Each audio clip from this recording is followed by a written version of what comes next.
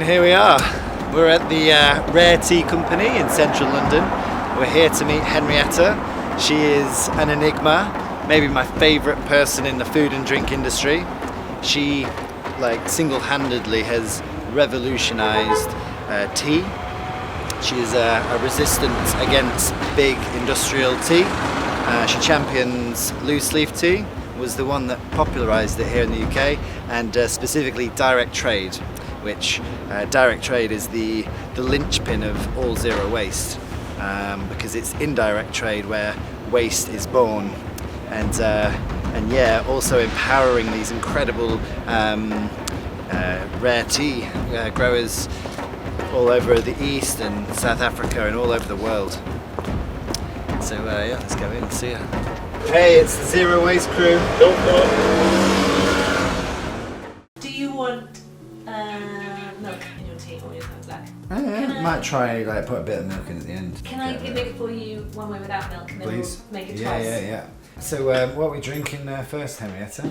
So this one, the Los Malawi. So this is like an English breakfast tea, but instead of being taken from loads and loads of different teas from around the world, basically blended for price and quite bland flavour.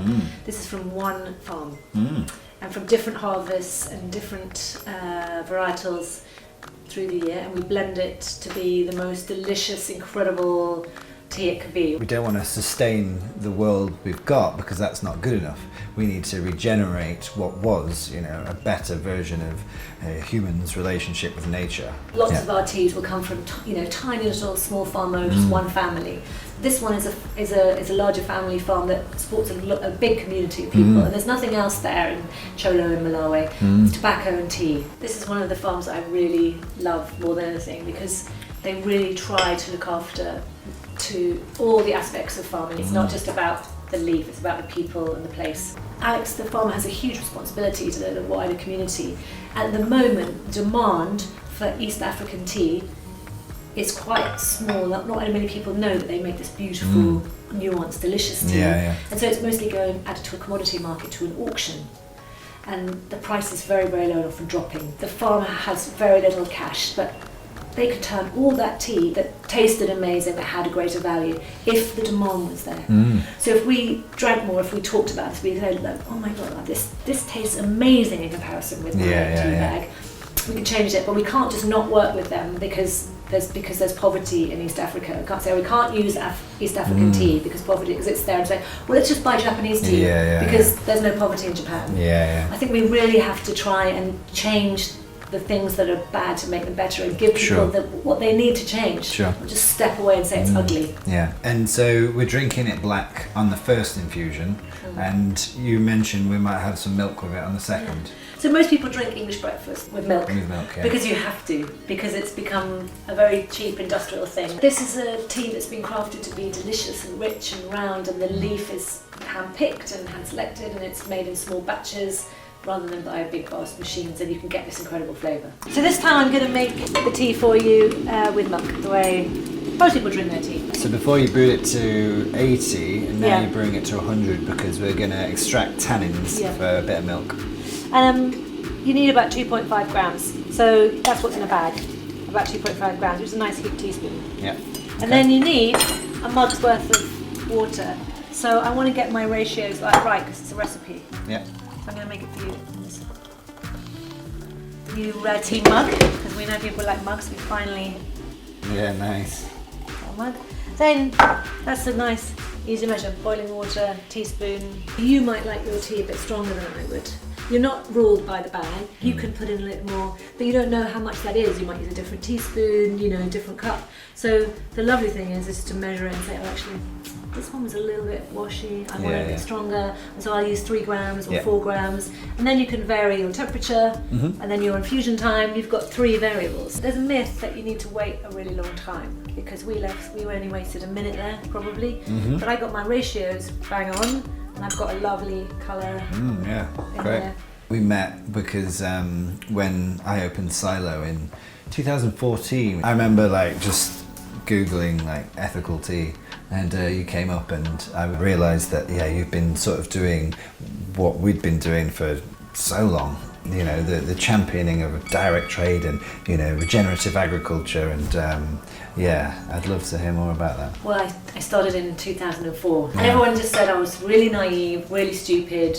Lovely idea, Henrietta. Yeah. I had the same patting and the same nodding, and so naive. Yeah. Because I wanted to go to make relations with the farm, a direct trade model. It didn't really exist. So tea is generally bought and sold on a commodity market, and there are about 7 big players that control about 90% of the tea in Europe and North America. Big industrial food systems.